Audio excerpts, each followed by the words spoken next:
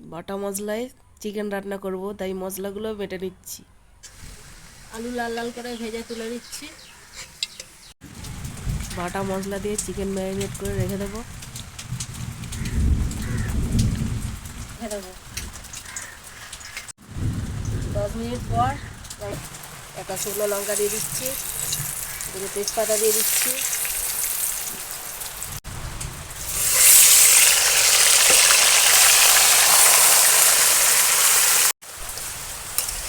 কষাতে থাকবো এবার।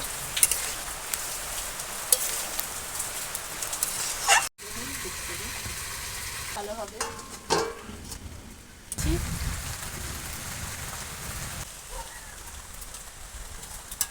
জল দেওয়া হয়ে গেছে, চাপা দিয়ে সেদ্ধ করে নিচ্ছি।